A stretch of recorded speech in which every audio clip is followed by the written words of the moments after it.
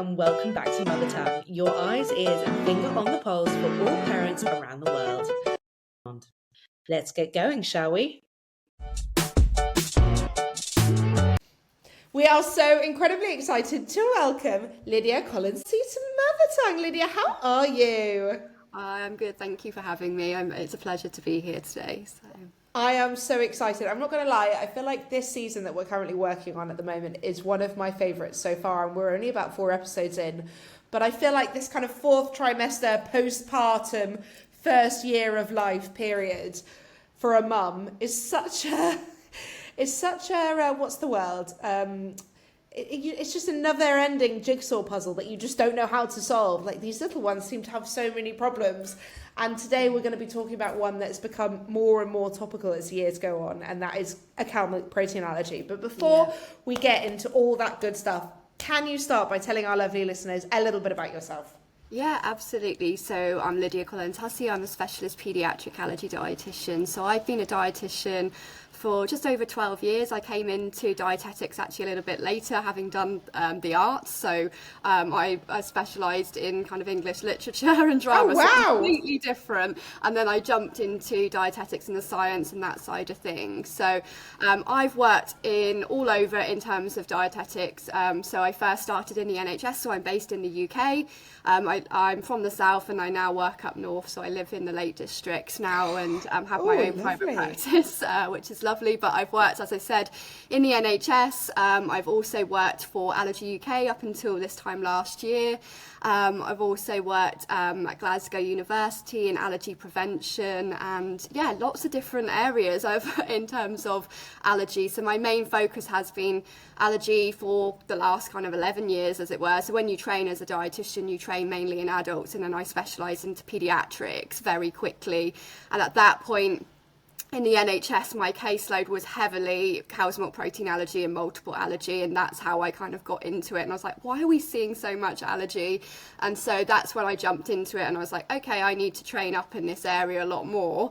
I had a lovely consultant that I worked with at the time, and he was like, right, do this course, this and this, and that's how I've just ended up evolving in allergy. I don't actually have food allergies myself, but I do have Crohn's disease, which is how I got into dietetics in the first place, and the understanding of kind of restricted diets. And so it all comes kind of hand in hand. And what I love about allergy is that you can really make a difference, especially the early years that I work in. So I mainly work in the under 12 months, but being a paediatric dietitian, you work up until kind of 0 to 18 years, as it were. But I'm mainly in the early years, under 5s, that I work with now primarily. So I have my own private practice. I'm the Milk Allergy Dietitian on socials, and that's because I love milk allergy, and I saw a lot of it in the NHS, and then I just kind of went with it, and I still see a lot of milk allergy. I bet, and I bet you see a lot of poo as well, or talk about poo all the time. Yes, I certainly talk about poo, and I also a lot of skin symptoms as well. So a lot of families will have like a folder in their phone specifically around cow's milk allergy symptoms, and they will show me delightful pictures of poo. And I'm used to it. I love talking about poo. It's not a problem. Same with other symptoms and things as well. So yeah, we do see a lot of poo. And I mean, for parents who don't know what a cow milk protein allergy is, and I mean, this is a lot of parents. This is the vast majority. And I've had a kid with a cow milk protein allergy, and I can't even begin to tell you how long it took us to find out that it was a cow milk protein allergy. For those who don't understand it, what is CMPA, and how is it different to a lactose intolerance? Yeah, so allergy is a minefield, and it can get quite confusing. So I try and simplify it when it comes to cow's milk protein allergy, in that we have kind of 2 types of milk allergy, or any allergy as it were.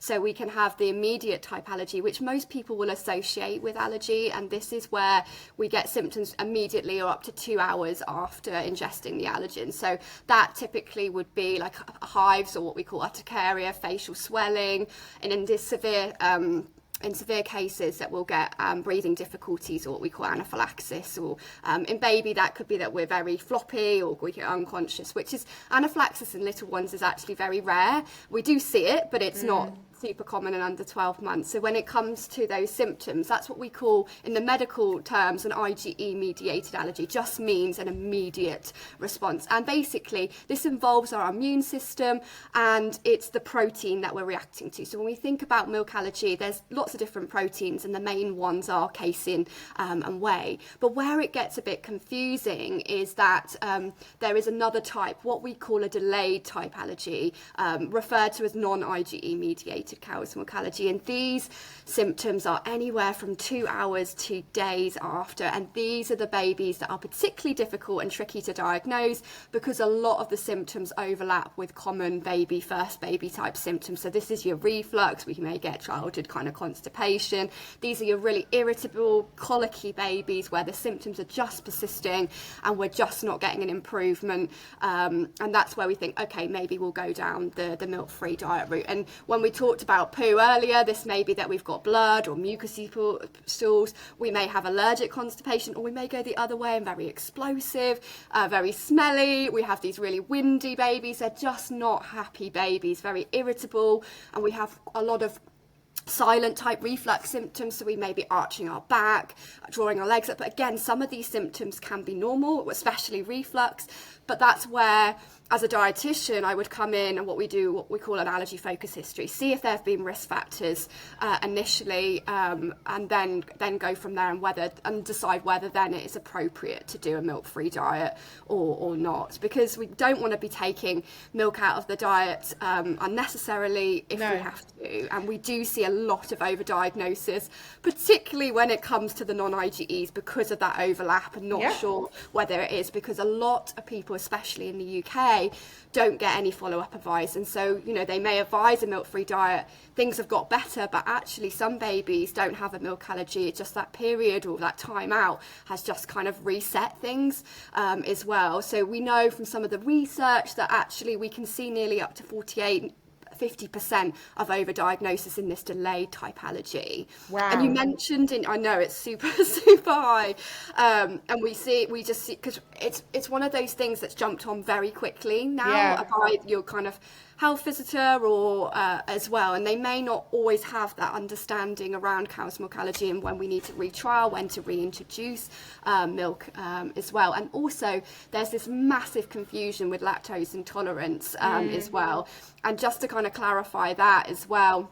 So lactose intolerance is to do with the sugar in milk, and it's actually very rare that we'll see lactose intolerance in babies. It does happen, something called secondary lactose intolerance. So if a baby has had gastroenteritis or diarrhea, vomiting, where it's affected the lining of our gut and we're not able to digest the lactose, then we might get some overlapping symptoms with the delayed allergy, so more looser stools, the bloating, that side of things. But typically we wouldn't get the skin symptoms like we see with the immediate and the delay. So we may get eczema, for instance, we get some persistent rashes that we're not sure what are in relation. This comes back, especially those baby acne type symptoms at the beginning, whether that is milk allergy or not, or is this normal that for my baby as well. Okay, so interesting. So I wanted to talk about breast milk and CMPA and goat's milk. So is there a cow milk protein allergy in goat's milk? So when it comes to other mammalian milks, we can cross-react. So there's 95% of babies that will have a cow's milk allergy will go on to react to a goat's milk or sheep's milk, for instance. So I, in my practice, will advise to avoid all of those in the diet, depending on what stage they're at, whether we're weaning or we're just starting out, or if we're introducing a formula or combi feeding as well. So if mum was following a maternal milk-free diet, then we would be avoiding all mammalian milks alongside that as well. And then what about breast milk? Because when my little one was diagnosed with a cow milk protein allergy, I for a while cut all dairy, caffeine, alcohol, everything out of my diet, and he was still reacting really badly. And I was told, rightly or wrongly, that there is still, regardless of if you take everything out of your diet, there is still cow milk protein in breast milk, regardless of if you're eating dairy or not. Is that true? This is to do with the lacto-beta globulin, basically, in breast milk. So it's really tricky when it comes to breast milk and cow's milk allergy. It does happen, but it's not as common as we think it is, or that's when you read online around it. So we have to be very careful, because quite often when I see mothers in clinic, we're avoiding multiple foods. So it's usually ending up to be milk, soya, wheat, egg, tree nuts, peanut, and it's incredibly restrictive. And actually, we just don't have a lot of research behind some of these foods as well. So we know that milk protein is present in breast milk, and we know that when mum ingests some cow's milk or cow's milk products, that it could be in the system within an hour, but it could be 8 hours later, or even a few days after as well. And we don't know how that is going to affect the child or not, or how sensitive they are. So this typically will be more in relation to the delayed type allergy I was talking about earlier, so the non-IgE, that we would see that. And the only way we can diagnose that type of allergy is advising mum to then do a maternal exclusion for 2 to 4 weeks and then reintroduce back in their diet. There's no kind of allergy testing for that type of allergy, that's all. And when it comes, so let's talk about symptoms. And I know that symptoms can be really, really wide ranging. Massive, yeah. But commonly, and having had 2 other children since my baby who had a cow milk protein allergy, for us, big poo was the biggest one. Poo was like the biggest red flag that I thought was something that meant that something wrong. That and his reflux. But I mean, we used to have poos of varying colours. I mean, there was literally, like, they would go from being bright yellow to green to really dark. And all consistencies. He would then go 9 days and not have a poo, and then he would poo like 9 times in one day, and it was just like, whoa. So apart from the poo, what are the other like main symptoms that might mean that your child has a cow milk protein allergy and isn't just colicky, I'm guessing? Yeah, so in our non-IgE type babies, that would be, it's mainly your gut symptoms that you will see. So it will be the colicky, the refluxes, babies, but usually allergy is multiple system. And by that, I mean, it's normally gut and skin and respiratory. Now that with our immediate type babies, they'll have the breathing difficulties and that side of things. We will get, and I do ask this in clinic, with our delayed babies, I will ask around, are they snuffly, are they congested? And quite often they will say yes, but I wouldn't diagnose that as a symptom on its own. It would need to be with other symptoms. In our immediate, classically, it's the facial swelling, the runny nose, the runny eyes. It's also the breathing difficulties and more severe type symptoms, but typically you would see like urticaria or hive type rash around the mouth, but that could spread across the body. So it looks different, and it's about the timing of the symptoms. So when I speak with families, I'm asking, okay, how much have they eaten and when, or is it breast milk or formula that they've reacted to, or if we're in the weaning diet, classically something like baby porridge is what I tend to see, and we'll get like an urticaria rash, for instance. But for the non-IgEs, it's very much, and that by non-IgE I mean delayed, it's very much the gut symptoms, so the blood or mucousy stools, the explosive stools, but eczema can come into this as well, and quite often those kind of what we call unspecific rashes that are just persisting and we don't know what's going on there as well, but they are mainly more gut symptoms. And with stools, I would really deep dive into that, because some mucus in stools can be normal, for instance. And it's understanding even some green stools, especially when we go on the hyperallergenic formulas, it's very normal to have green looking stools, and they smell different as well, and they look different, and we're much more on the looser side. So there are some normal type symptoms and things once we're kind of introducing some foods, or the hyperallergenic formula, for instance, as well. So it is a minefield with symptoms, and that's why as a dietitian I will ask about the risk factors at the beginning and understand that allergy history, but then it's all about those timings of symptoms. Is the pattern, because with allergy it's reproducible, so if those symptoms are happening every time that we're introducing something, then that is more likely to be allergy. If it's happening ad hoc, we need to be understanding what's going on there and why that is. Sure. And I mean, in terms of testing, so here in Dubai now, they do stool tests, but they say that the stool tests aren't 100% accurate, which I'm a bit like, oh, okay, sure. Are there any other ways for actually testing for a cow milk protein allergy, or at the moment is a stool test and going by like testing different things out to see if they work, the kind of best way to go about this?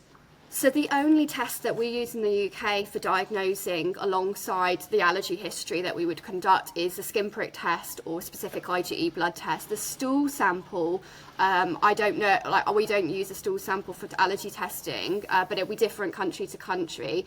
So that's just for your immediate type allergy, the ones that I mentioned earlier that may have some facial swelling or urticaria.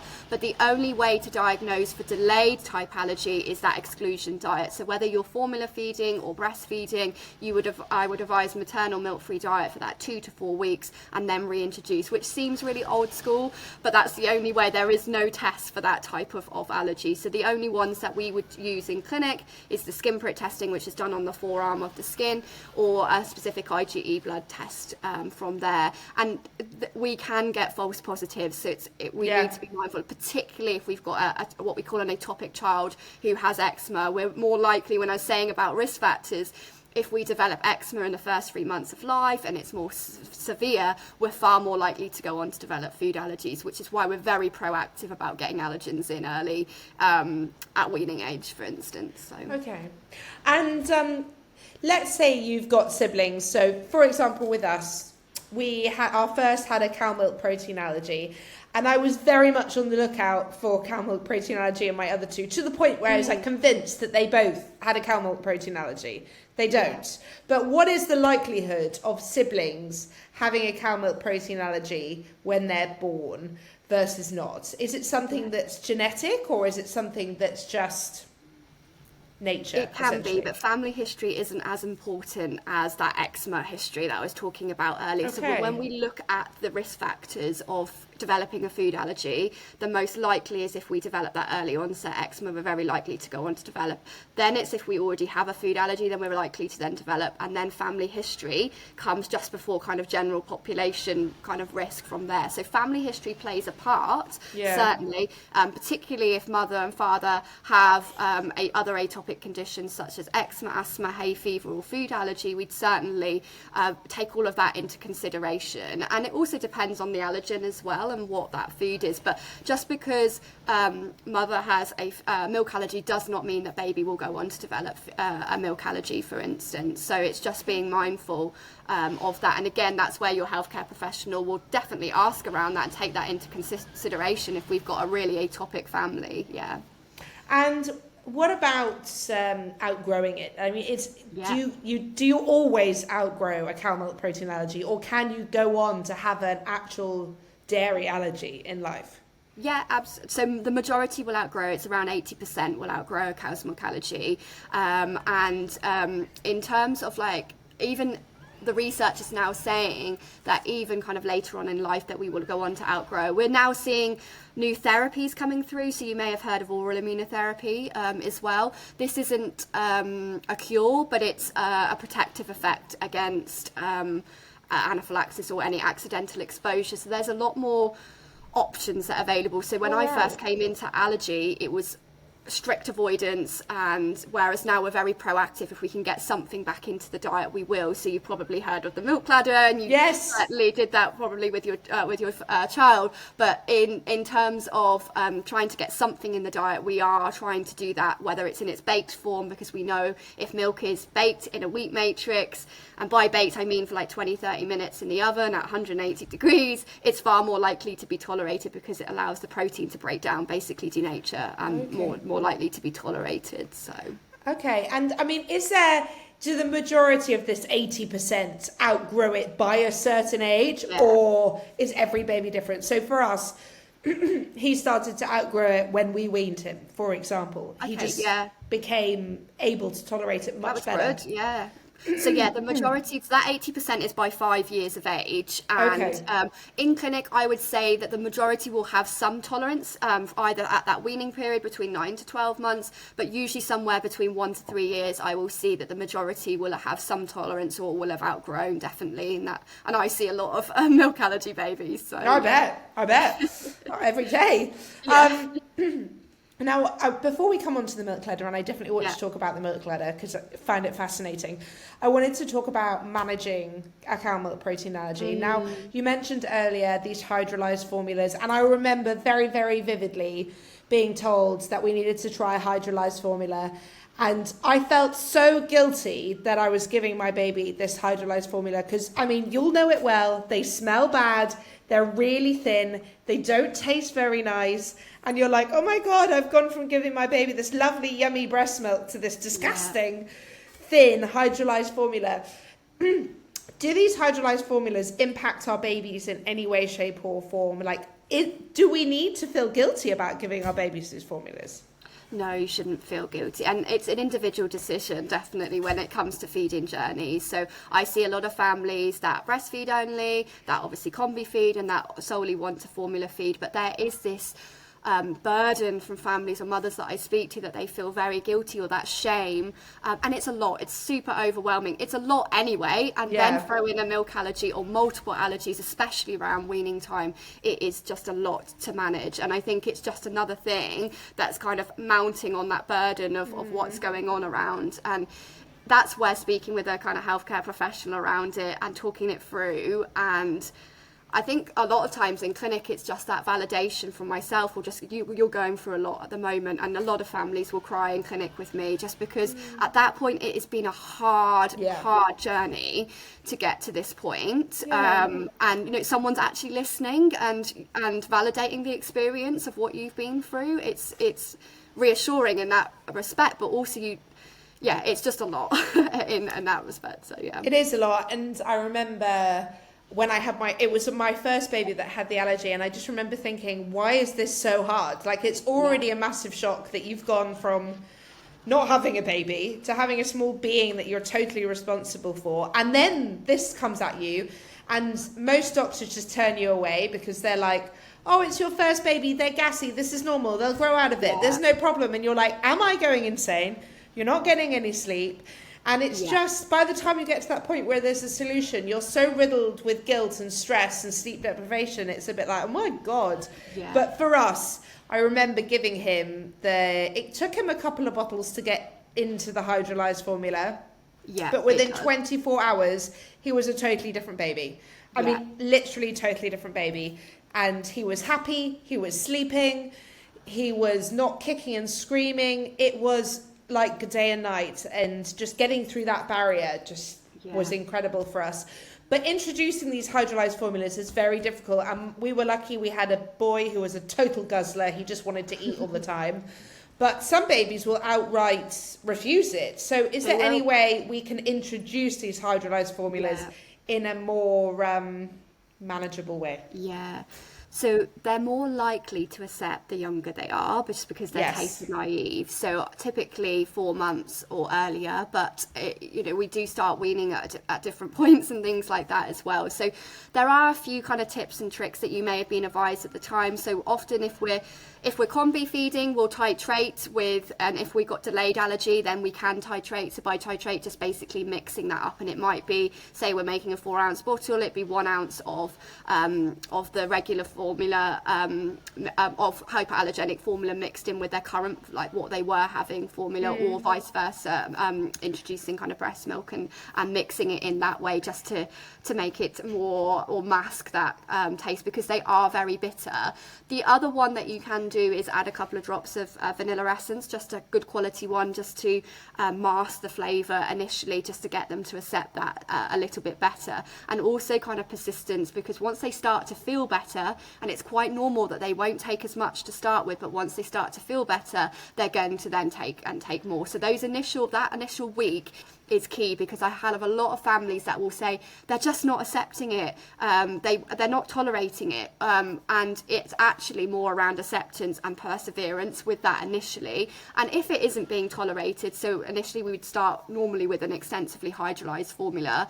This is where it still contains milk protein, either casein and whey, but it's broken down so it's more tolerable. So about 90% of babies will tolerate these formulas. And these formulas also have differences. So the whey are more likely to taste sweeter compared to the casein. We've got them, those that will have lactose, and again, lactose will make it sweeter. So there's different subtle changes. And again, speaking with a dietitian on what might suit your baby and what age, there's certain ones that I will use at different points, because I'm going to be like, oh, that baby's not going to accept that, or they may accept that. But persistence and perseverance with that, just for that week initially, because it is hard. But if you're not sure and deep down you're like, this is not being tolerated, then we not often then go on to an amino acid formula, but these are just as bitter as well. So the fully hydrolyzed formulas, can you just name us some names, and then the amino acid based formulas? Yeah. Is the amino acid the Neocate? Yes, and the that's correct. Yeah, okay. So it will be different for which country you're in. So in the UK, so an extensively hydrolyzed formula would be something like Aptamel Pepti, SMA Althera, for instance, Nutramigen LGG are the main ones. And then in terms of in the UK for our amino acid, we've got Neocate LCP, we've got Pure Amino and Alpha Amino that we use. So. And what's the main difference between those? So the extensively hydrolyzed, they're the ones that still contain some milk protein, either casein or whey, and it's just been broken down so your body basically doesn't recognise it, and it's tolerating about 90%. Whereas your amino acid, no milk protein, literally the building blocks. And your extensively hydrolyzed formulas are used due to first line unless we've got faltering growth, which typically that can be a symptom of cow's milk allergy, but I don't see a lot of what we call faltering growth. We may do in terms of stunting, but usually our babies are following their trajectory quite well from a weight perspective. But there are reasons why we'd go straight to an amino acid formula, such as kind of faltering growth, for instance. But typically we would start with an extensively hydrolyzed formula.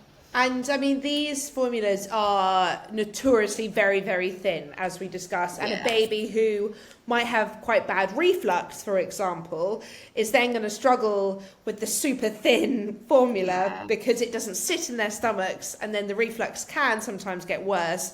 Yeah. So what would you suggest pairing this with a thickening agent? Or again, is it something babies get used to? Yes, you can do, definitely. So we know about 30% of cow's milk allergy will be in relation to, or reflux will be in relation to cow's milk allergy.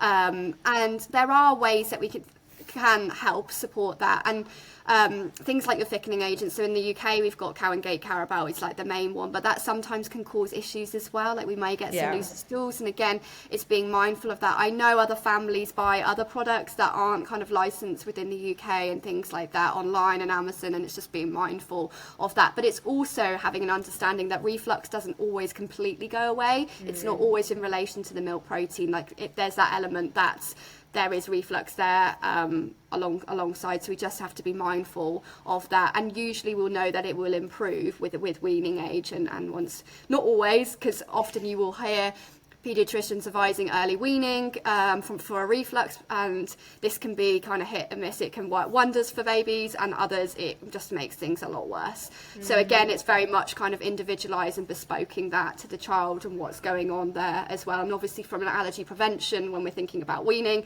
we want to be getting in some of these, if we've got an allergy already and that eczema, we want to be getting in well cooked egg and peanut very quickly into the diet in the appropriate consistency for that child. Okay, so interesting. And what about medication? So I think it's called Nexium in Dubai, and it's a Meprazole in England. Now, obviously, these are medications that are for reflux, but they often get given to cow milk protein allergy kids, which I don't really understand. But can you explain to me the medication element to like at what point do you think we should give medication to a cow milk protein child? So I'm not a prescriber, so that would be your paediatrician or allergist that would prescribe that. I'm not a great fan of like when I see infant Gaviscon used, because 9 times out of 10 we then constipate the baby, and then we're in this vicious cycle of reflux and constipation. So I'm not a fan. And omeprazole, we've got a lot of kind of a bit more data around how that's impacting our gut microbiome now in relation to the immune system, and obviously they interlink, and we just need to be mindful of how and what's happening there. So obviously if a baby needs certain medication, your allergist and your paediatrician has advised that, then obviously go ahead with that. So omeprazole commonly used for reflux, but I would also be mindful that that will need increasing as your baby's weight needs increasing, so it might not become as effective, and I would want to be having regular review of that, because ideally you do not want your baby on that like for too long on long term. So I would definitely regular review, and usually they need tapering off that, so having a discussion with your allergist or your prescriber around that. Yeah, and I would agree with that. And I would caveat that sometimes here, especially, people can be very quick to offer up omeprazole or Nexium, as it's called. The problem, yeah. Exactly. And I do think that if you're a mum and you are listening to this and you're thinking, oh my God, this is my child and I'm having all these symptoms, having been in that position myself, I think there are so many things that you can try before you have to go to the medication. Absolutely. It's not something I would link cow's milk allergy. No. Like, oh, we must go on omeprazole. Absolutely not. I agree. Yeah. I agree. And I mean, look, we were very lucky. Our baby's reflux meant that he wanted to drink more. He was constantly trying to drink away the taste of the acid. Yeah. And I know some babies have total food aversion and go off the bottle entirely and then lose a lot of weight. And I think in these instances, yes, maybe the medication is key, but my baby was just getting fatter and fatter and fatter. So, you know, I knew it wasn't a worry for me. But I think, with the cow's milk protein allergy, definitely try the formulas first. Before you or go a maternal milk-free diet if you're obviously breastfeeding, or combi. If you're combi, then obviously that can get a little bit tricky because sometimes they will react to the extensively hydrolyzed, so you may need to go onto the amino acid just because of the small amounts of milk protein that are in the extensively hydrolyzed. It's basically like how the breast milk is broken down. It breaks down that milk protein. So okay, so interesting.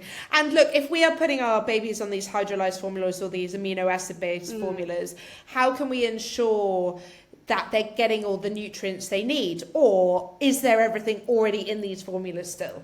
Yeah, so they're heavily regulated, and we have kind of EU laws, I know in terms of Brexit and things like that, but they're very strict laws when it comes to the macronutrients, so your energy, your protein in these formulas, but also your micronutrients, so your vitamins and minerals, and what we need from there. So as babies going through kind of weaning, for instance, in the UK, we advise certain supplements alongside. So if we have less than 500 mils a day of that formula, we would then supplement with vitamin A and D, and that's just public health recommendations in the UK, and that will look different all over the globe in that respect. If we're breastfeeding solely, we recommend vitamin D from birth, and obviously if mum's following maternal milk-free diet, I will be looking at key nutrients in her diet. So when we're breastfeeding, we're certainly got increased requirements for calcium. They've almost doubled, but we're looking for other key nutrients like iodine increases, B12. I'm seeing a lot more plant-based families in clinic now, so we need to be looking out for iron and other nutrients, obviously, in the diet. So it's not a one-size-fits-all when it comes to kind of nutrition and that side of things. And I mean, if we're on normal formulas, do we need to be giving our children's vitamin D? Yeah, absolutely. So again, if we're on the regular cow's milk formulas, if we're having less than 500 mils a day, that's when we recommend vitamins A and D. So from 6 months that will be, so 6 months. Okay, so interesting. In terms of, just before we jump onto the milk ladder, of all actually no, I don't want to ask that. Sorry, give me a second. I just want to make sure I've covered all the things that I wanted to cover. No, I think we're good. Okay, so I now just wanted to jump onto the milk ladder before we wrap this up today. Now, our milk ladder, I know milk ladders can be really hard, and I know a lot of parents who kind of go up the milk ladder a little bit and then have to come back down again. And we were really, really lucky. Weaning kind of fixed a lot of our problems when we weaned him. It just, I don't know, everything just kind of clicked into place, which was, I mean, touch wood, very lucky for us. What is this milk ladder, and can you explain why cow milk protein allergy babies need to go on the milk ladder?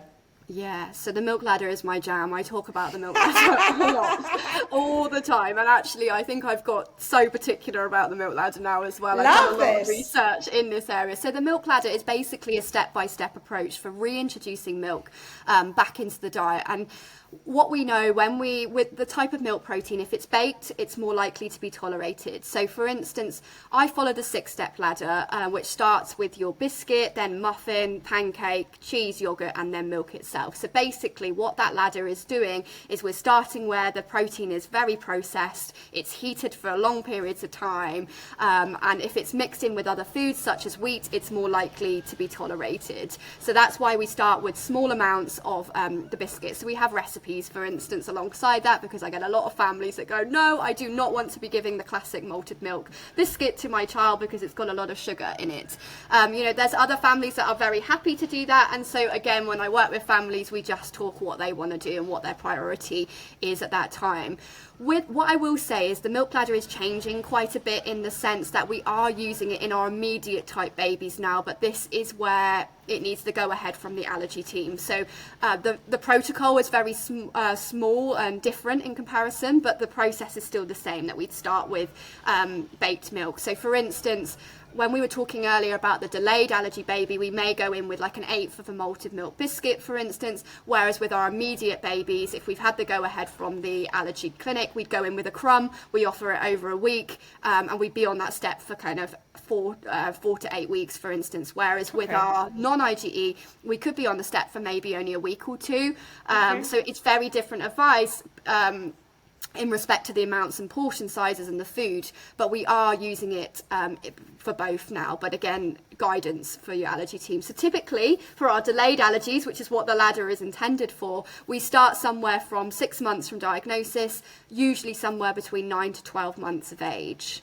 And then after the cooked milk, after we've tackled that and we're golden on the cooked milk, then where do we go next? Yep, so from baked and cooked, we then go to pure, which would be your cheese, for instance. So classic is the cheddar cheese or a hard cheese, and then we'd go with your Greek yogurt, or so Greek yogurt will have slightly higher protein content compared to your like natural yogurt, for instance, and then we would go with your cow's milk itself. So in the UK, we can give cow's milk as a drink from 12 months of age, either semi-skimmed or pure, cow's milk, and that's fine to give. But again, this is where the ladder gets individualized in the sense of what's suitable for that child. So do we go in with 30 mils, like an ounce, for instance, or do we go even smaller, like a drop or whatever?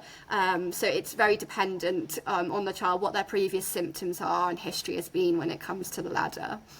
And then what happens if we have a child who reacts badly to the stage of the ladder that they're in? Where do we go there? Yeah, so let's take, for instance, like muffin, if they reacted. So if your delayed allergy baby, those that have the gut type symptoms, say they had some loose stools, their eczema flared, you noted some mucus in there, for instance, and they reacted to half a muffin, then what we would do is pause where we're at. We'd keep in the previous steps. So step 1, you keep in because you know that's being tolerated. And then it'll be a discussion on how long we need to introduce. So it may be that we go back to 1/4 of a muffin because we know that was tolerated, keep that in for a little bit, and then we save for 3 or 4 weeks and then look to trial maybe the half muffin again from there. So it's not black and white, it's very trial and error. And what I will say is the milk ladder is more of a roller coaster of a ride, because some children will fly up it absolutely fine, and they're great, good for them, they've done very quickly, but others, the majority, we know it takes about 2 to 5 attempts of the milk ladder, like what the research says. So the majority of families that I work with will have had some sort of stumbling block along the way, or querying whether it is a reaction or not, particularly with the nursery bugs and alongside, because again, some of those symptoms are overlap, or if we're teething, and there can be kind of some of that mucus coming into stools, and actually some mucus is normal, it can be okay, it might not be allergy related, and we may have some new symptoms, maybe some constipation, or this is where it can be very tricky to navigate going forward. So I'm guessing in terms of like a timeline to complete the milk ladder, that's not really a thing. No, the research, typically we know that children will outgrow by school age. There is some research to say around the length of time is about 15 months, but there'll be someone listening here that will say, my child is like, I'm 2-3 years on and we're still not there. So, like I say, some will fly up, others, it takes a lot, those 2 to 5 attempts, for instance. Okay. And I mean, in terms of like myths, if there were any myths that you wanted to debunk, what would they be? Because I feel like there's a lot of myths around dairy and CMPA. Definitely, that a reaction gets worse every time, which it doesn't. We can't predict a reaction. So this is more in relation to like the immediate type allergy. We know there can be cofactors that can lower the threshold. So if we're ill, certain medications that we're taking and things like that, that we need to be mindful, but we can't predict the severity of a reaction. The lactose intolerance and cow's milk allergy, that one drives me potty, so it's definitely not that, because we just don't see I think in my clinical experience I've seen a handful of babies with lactose intolerance, and typically it's secondary lactose intolerance, so that's transient, and then that will resolve very quickly if we've had gastroenteritis, for instance. So within 6 to 8 weeks you'd be able to have that back into the diet. I'm just trying to think of some others. There's loads of myths, and where they just suddenly all go out of your head, and you're like, there's loads. I bet. The other one is CMPA. So again, that comes into the intolerance. That's not a thing. So when people get on their referral forms, cow's milk protein intolerance, that isn't a thing. It used to be used in the olden days. I've never heard of that. Yeah, it's referred to, but basically it's non-IgE, so a delayed milk allergy. But if you see on your referral or referred to as CMPI, it isn't a thing. So that's another one. Love this. And then before we round up today, we always ask our guests to share one tip and one product based on the conversation. So if you had one product and one tip to leave us with, what would they be? I think my tip would be around the online noise, because it is a lot, and actually don't doom scroll too much, and it's easier said than done, because we all doom scroll, right? Or we're all on Dr. Google. Doom scroll. Yeah, we're all trying to get answers, and actually seek a specialist in that respect, and someone that really understands allergy, and go from there, because it's a nightmare to try and work out on your own. And in terms of kind of one product, it's very difficult with cow's milk allergy, because it will depend on where you're at. So, if it is a formula that you need, it's not going to be that I promote that or a probiotic or whatever, because it's just every baby's different. Yeah, it is, and so it's very individualized in that respect. So, yeah, I can imagine. And Lydia, if anyone wants to reach out, find you, ask any questions, where can they find you? They can find me on Instagram. I'm the Milk Allergy Dietitian on there. I am trying to improve my TikTok at the moment, so I'm the Milk Allergy Dietitian on there as well. And then my website is www.themilkallergydietitian.com. And dietitian is spelt the English way, not the American way, which has the C in it. So I will obviously link everything in the show notes. So look, if you want to reach out to Lydia, you can't find her. It's all in the show notes, everyone. All in the show notes. Lovely. Thank you. Lydia, you've been amazing. Honestly, every single time I have conversations like this, I feel so great, and I just wish that more people knew this information, because again, as I said, first time mum, it's a bloody roller coaster, and I feel like you need this just to kind of work out what's going on in your household with your baby. Yeah, so it's not black and white with milk allergy either. So that's where a lot of deep diving is needed, definitely, and unpicking, because some of it's normal, some of it won't be, and that's why, so important. Well, thank you so much for your time today, Lydia. You've welcome. been amazing, and I hope we speak again very, very soon. Thank you. Bye-bye. Just stay there. I've just got to